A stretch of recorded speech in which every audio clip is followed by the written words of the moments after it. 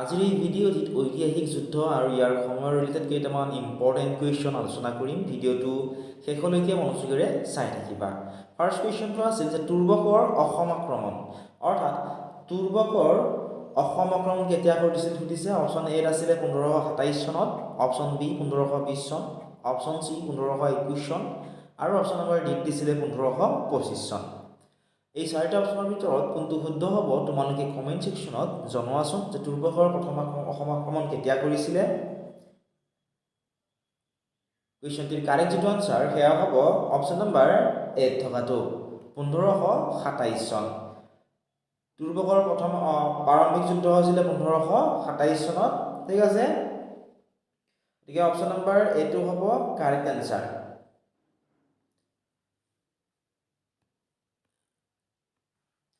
Next question, ইটাখুলিৰ ৰণ কেতিয়া হৈছিল বা ইটাখুলিৰ যুদ্ধ কেতিয়া হৈছিল?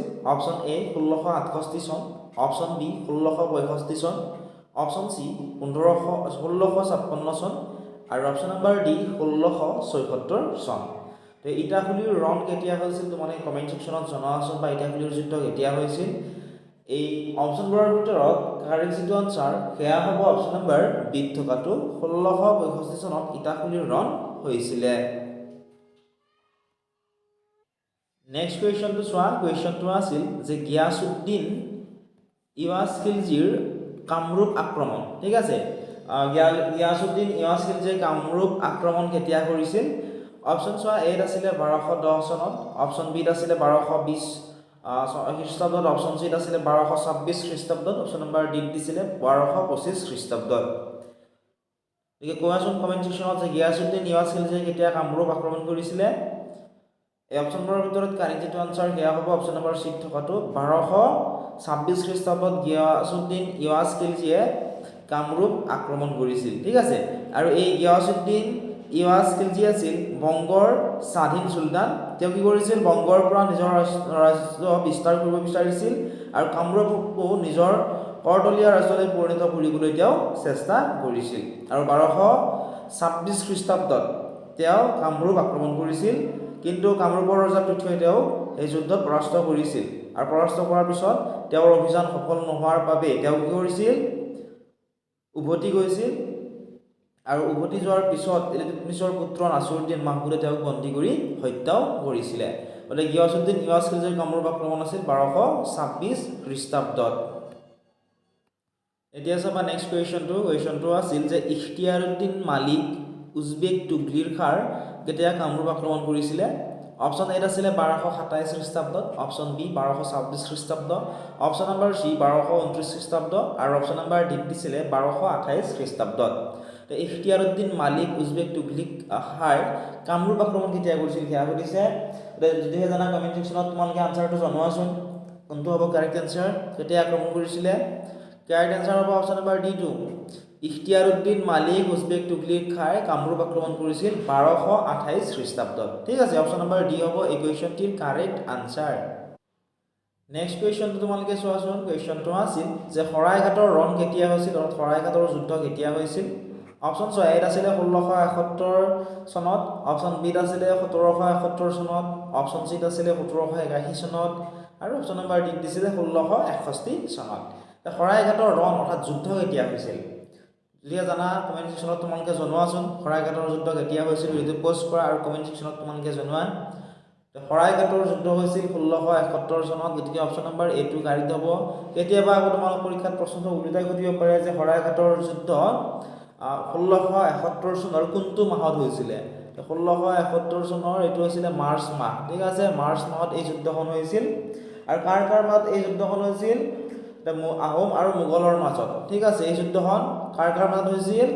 আহোম আৰু মোগলৰ মাজত এই যুদ্ধখন সংঘটিত হৈছিল।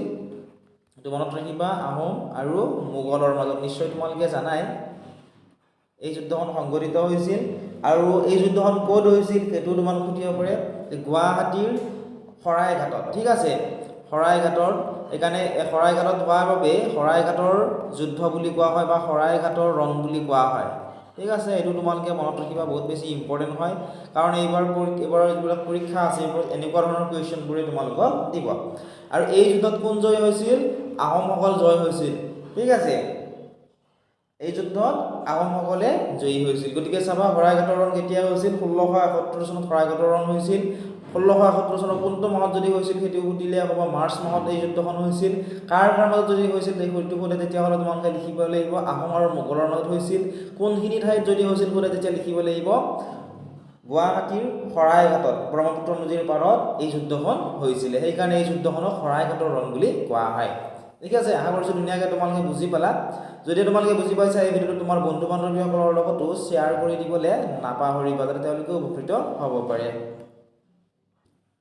এতিয়া তোমালোকে নেক্সট কুৱেশ্যনটো চোৱা কুৱেশ্যনটো আছিল যে লতা কটা ৰণ কেতিয়া হৈছিল লতা কটাৰ যুদ্ধ কেতিয়া হৈছিল অপশ্যন এ আছিলে 1751 চনত অপশ্যন বি 1761 চন অপশ্যন নম্বৰ চি 1781 চন আৰু অপশ্যন নম্বৰ ডি দিছিলে 1791 চন তো কমেন্ট সেকশনত জনাওকচোন যে লতা কটা ৰণ কেতিয়া হৈছিল লতা কটা ৰণ হৈছিল 1751 ঠিক আছে অপশ্যন নম্বৰ এ টো কাৰেক্ট হ'ব আৰু এই লতা কটা ৰণ বুলিলে আহোম স্বৰ্গদেউ ৰাজেশ্বৰ সিংহৰ দিনত মণিপুৰলৈ চলোৱা অসফল প্ৰথম অভিযানক বুজোৱা হয় ঠিক আছে আৰু এটা বস্তু তোমালোকে মন কৰিবা ইয়াত যে কৈছে এই লতা কটা ৰণ বুলি যে ইয়াত উল্লেখ কৰিছে লতা কটা ৰণ শব্দটো যে ইয়াত উল্লেখ কৰিছে ঠিক আছে কিহৰ কাৰণে কৈছে কাৰণ আহোম সৈন্যই মণিপুৰৰ দুৰ্গম পাহাৰীয়া আৰু বনাঞ্চলত যেতিয়া প্ৰৱেশ কৰিছিল তেতিয়া হাবি জংঘল কাটি যোৱাৰ বাবে এই অভিযানটোকে কি বুলি কোৱা হৈছিল লতা কটা ৰণ বুলি কোৱা হৈছিল সেইকাৰণে লতা কটা ৰণ বুলি ক'লে হ'ব অপশ্যন নম্বৰ এ কাৰেক্ট 1751 ঠিক আছে 1751 লতা কটা ৰণ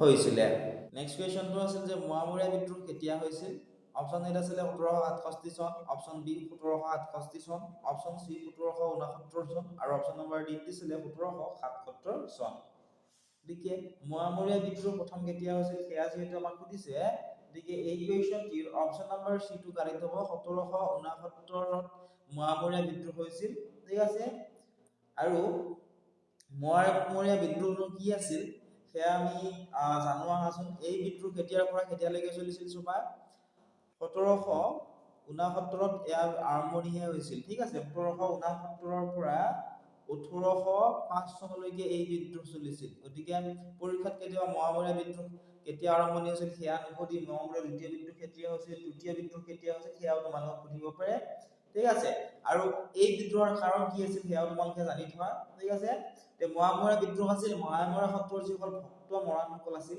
আৰু আহোম ৰজাসকলৰ মাজত 18শ শতিকাত হোৱা এক সংঘাত ইয়াকে মোৱামৰীয়া বিদ্ৰোহ বুলি কোৱা হয় আৰু এই সংঘাতৰ ফলত আহোম ৰজা আৰু ৰজাবোৰৰ বিৰুদ্ধে কি হৈছিল গণজাগৰণৰ সৃষ্টি হৈছিল আৰু দুবাৰকৈ আহোম ৰজাই ৰাজধানীৰ অধিকাৰ হেৰুৱাই পেলাইছিল আৰু ইয়াৰ পিছত ৰাজধানী পুনৰ অধিকাৰ কৰোঁতে বহুতো প্ৰজাৰ মৃত্যু হৈছিল ঠিক আছে গতিকে আশা কৰিছোঁ তোমালোকে ধুনীয়াকৈ বুজি পালা গতিকে অপশ্যন নম্বৰ সি কাৰেক্ট হ'ব মোৱামৰীয়া বিদ্ৰোহ কেতিয়া হৈছিল 1769 হৈছিলে এতিয়া চাবা নেক্সট কুৱেশ্যনটো আছিল যে দণ্ডুৱা দ্ৰোহ কেতিয়া হৈছিল দণ্ডুৱা দ্ৰোহ ঠিক আছে অপশ্যন এ আছিলে 1780 অপশ্যন বি 1788 অপশ্যন সি 1799 আৰু অপশ্যন নম্বৰ ডি দিছিলে 1795 তে দণ্ডুৱা দ্ৰোহ কেতিয়া হৈছিল যিসকলে জানা তোমালোকে কমেন্ট সেকশনত জনাওচোন দণ্ডুৱা দ্ৰোহ হৈছিলে 1795 গতিকে অপশ্যন নম্বৰ ডি টো হ'ব কাৰেক্ট আনসাৰ ঠিক আছে তে 18 শতিকাৰ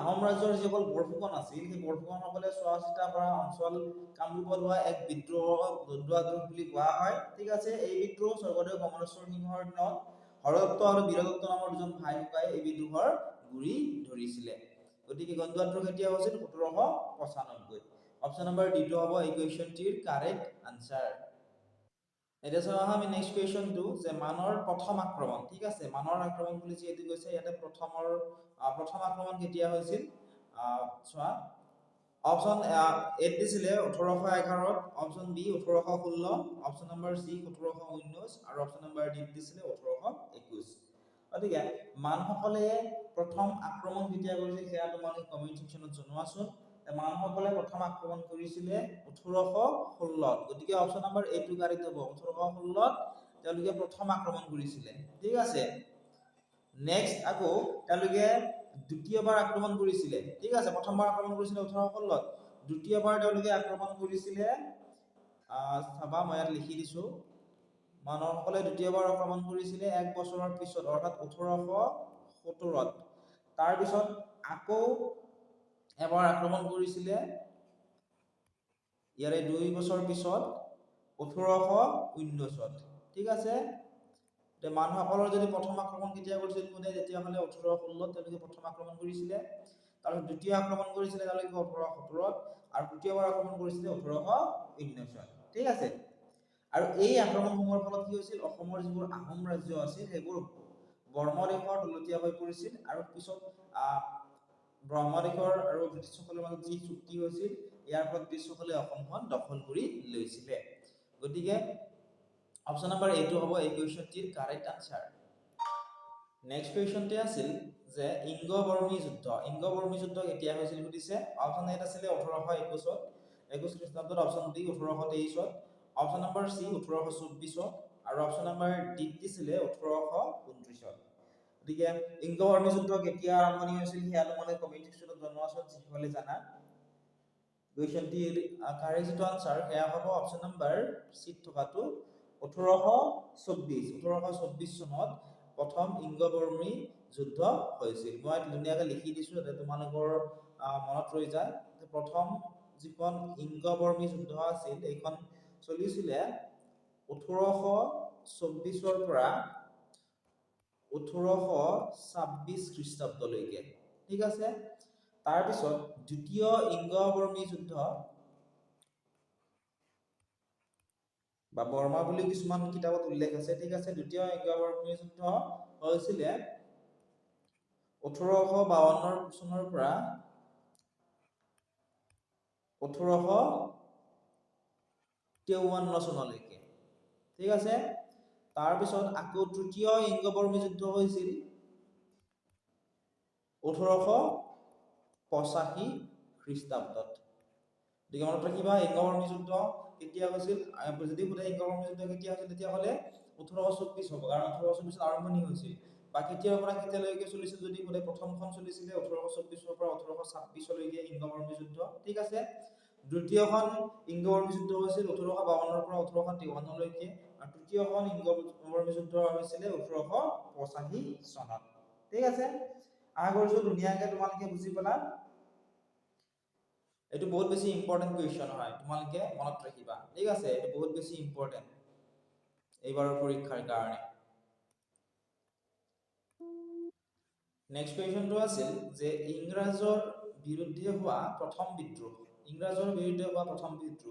বহুতে ইয়াৰ আনসাৰটো 1857 লিখি থৈ দিয়ে কিন্তু 1857 ইয়াৰে আনসাৰ নহব ঠিক আছে এটো ইনকাৰেক্ট হ'ব কাৰণ 1857 চনত যি বিদ্ৰোহ হৈছিল সেয়া ভাৰতৰ প্ৰথম স্বাধীনতা সংগ্ৰামে আছিল ঠিক আছে আমাক যেটো কোৱেশ্চনত সুধিছে যে ইংৰাজৰ বিৰুদ্ধে হোৱা প্ৰথম বিদ্ৰোহৰ বিষয়ে যদি অপচনসমূহ চোৱাচোন যদি জানা কমেন্ট সেকশ্যনত জনোৱা ইংৰাজৰ বিৰুদ্ধে হোৱা প্ৰথম যিটো বিদ্ৰোহ সেয়া কেতিয়া হৈছিল 1828 হৈছিল ঠিক আছে অপচন নম্বৰ বি টো কাৰেক্ট হ'ব 1828 তে 1828 চনত অসমৰ প্ৰথম ব্ৰিটিছ বিৰোধী বিদ্ৰোহ হৈছিল আৰু যেতিয়া 1826 চনত 1826 যেতিয়া ইয়াণ্ডাবু সন্ধি হৈছিল ঠিক আছে কি সন্ধি হৈছিল 1826 চনত ইয়াণ্ডাবু সন্ধি হৈছিল ব্ৰিটিছ আৰু মানসকলৰ মাজত ঠিক আছে আৰু ইয়াণ্ডাবু সন্ধিৰ পিছতে কি কৰিছিল ইংৰাজে অসম এৰি থৈ নোযোৱাৰ বাবে 1828 চনত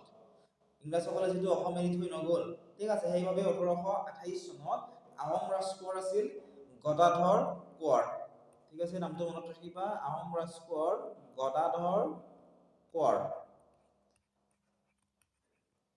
আহোম ৰাজকোঁৱৰ গদাধৰ কোঁৱৰ আৰু ধনঞ্জয় বৰগোহাঁইৰ নেতৃত্বত আহোমসকলে পোনপ্ৰথমে ব্ৰিটিছৰ বিৰুদ্ধে বিদ্ৰোহ কৰিছিল গতিকে আৰু এবাৰ ৰিপিট কৰিছো চাবা ইংৰাজৰ বিৰুদ্ধে হোৱা প্ৰথমখন বিদ্ৰোহ হৈছিল 1828 ঠিক আছে যেতিয়া 1826 চনত কি হৈছিল ইয়াণ্ডাবু সন্ধি হৈছিল হয়নে গতিকে এই ইয়াণ্ডাবু সন্ধিৰ পিছত যেতিয়া ব্ৰিটিছসকলে বা ইংৰাজসকলে অসমখন এৰি থৈ নগল এই অসমখন এৰি থৈ নোযোৱাৰ বাবে 1828 চনত অৰ্থাৎ 2 বছৰৰ পিছত আহোম ৰাজকোঁৱৰ গদাধৰ কোঁৱৰ আৰু ধনঞ্জয় বৰগোহাঁইৰ নেতৃত্বত আহোমসকলে পোনপ্ৰথমে ব্ৰিটিছৰ বিৰুদ্ধে বিদ্ৰোহ কৰিছিল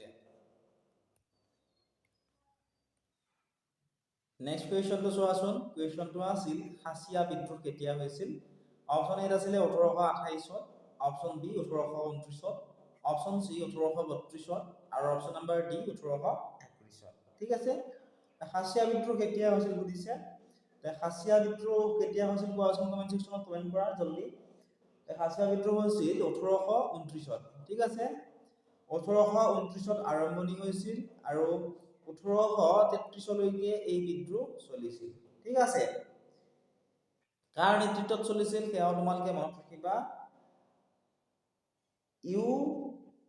চাবা এই যিটো খাচীয়া বিদ্ৰোহ আছিল, ঠিক আছে, এই খাচীয়া বিদ্ৰোহৰ মূল পৰিকল্পনাকাৰী আৰু নেতা আছিল নক্ৰেমৰ ৰজা। ঠিক আছে, নক্ৰেমৰ ৰজা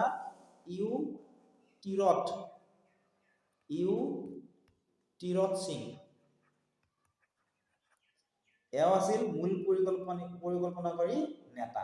ঠিক আছে, আৰু এই যে খাচীয়া বিদ্ৰোহ আছিল, এই খাচীয়া বিদ্ৰোহৰ পৰিণতি কি হৈছিল চোৱাচোন। 1829 চনৰ এপ্ৰিলত খাচীয়াসকলে কি কৰিছিল, ব্ৰিটিছৰ ওপৰত আক্ৰমণ কৰিছিল আৰু ব্ৰিটিছসকলৰ ওচৰত আধুনিক অস্ত্ৰ শস্ত্ৰ আছিল বহুতো, আৰু সেই আধুনিক অস্ত্ৰ শস্ত্ৰ ব্যৱহাৰ কৰি এই বিদ্ৰোহ তেওঁলোকে দমন কৰিছিল। ঠিক আছে, আৰু তাৰ পিছত যে 1833 লৈকে চলা বুলি ক'লে, এই 1833 চনত জানুৱাৰী মাহত, ঠিক আছে, 1833 চনৰ কোনটো মাহত, জানুৱাৰী মাহত তিৰত সিংক বন্দী কৰা হৈছিল আৰু তেওঁৰ বন্দী কৰাৰ পিছতে ব্ৰিটিছ শাসন কৰা হৈছিল, আকৌ সুদীৰ্ঘ হৈছিল। আৰু এবাৰ ৰিপিট কৰিছো চাবা, খাচীয়া বিদ্ৰোহ কেতিয়া হৈছিল। খাচীয়া বিদ্ৰোহ আৰম্ভণি হৈছিল 1829 চনত আৰু এই খাচীয়া বিদ্ৰোহ চলিছিল 1829 ৰ পৰা 1833 চনলৈকে। এই বিদ্ৰোহৰ নেতৃত্ব কোনে দিছিল, তিৰত সিং নামৰ যিজন নেতা আছিল, তেওঁ এই বিদ্ৰোহৰ নেতৃত্ব দিছিল। ঠিক আছে, আৰু 1833 চনত, ঠিক আছে, জানুৱাৰী মাহত তিৰত সিং কি কৰা হৈছিল, বন্দী কৰা হৈছিল আৰু তেওঁৰ বন্দী কৰাৰ পিছতে এই বিদ্ৰোহৰ অন্ত পৰিছিল। আশা কৰিছো ধুনীয়াকৈ তোমালোকে ইয়াৰ এইখিনি বুজি পালা। ইয়াৰে সম্পূৰ্ণ ভিডিঅ'টি তোমালোকে আমাৰ এপত পাবা। এপত তোমালোকে 150+ PYQ তোমালোকে ফ্ৰীত পাবা। ঠিক আছে, এপটো এতিয়া ডাউনলোড কৰি লোৱা। প্ৰিভিয়াছ ইয়াৰ কুৱেশ্যন পেপাৰ 150খনতকৈ অধিক বিভিন্ন এক্সামৰ পেপাৰসমূহ তাত তোমালোকে ফ্ৰীত পাবা। আৰু যদি পেইড গ্ৰুপত তোমালোকে জইন কৰিব বিচৰা, তাত তোমালোকে 25,000+ তোমালোকে MCQ পাবা। ঠিক আছে, তাৰপিছত 1000+ তোমালোকে PDF পাবা। ডেইলি ইম্পৰ্টেণ্ট নোটছ তোমালোকে তাত পাবা। তাৰপিছত জেনেৰেল সায়েন্স, ছ'চিয়েল সায়েন্সৰ যিবোৰ কিতাপ আছে, ক্লাছ 6ৰ পৰা ক্লাছ 10 লৈকে যিবোৰ কিতাপ আছে, সেৱা বৰ্ডৰ বা জাতীয় বিদ্যালয়, সেই কিতাপসমূহৰ তোমালোকে তাত PDF সমূহ পাই যাবা। গতিকে এতিয়াই তোমালোকে আমাৰ এপটো ডাউনলোড কৰি লোৱা, তাত তোমালোকে গোটেইখিনি পাই যাবা। অধিক জানিবৰ বাবে তোমালোকে এই নাম্বাৰটো লিখি লোৱা, 9954174571। এই নাম্বাৰত তোমালোকে আমাক হোৱাটছএপত মেছেজ কৰি সুধিব পাৰিবা।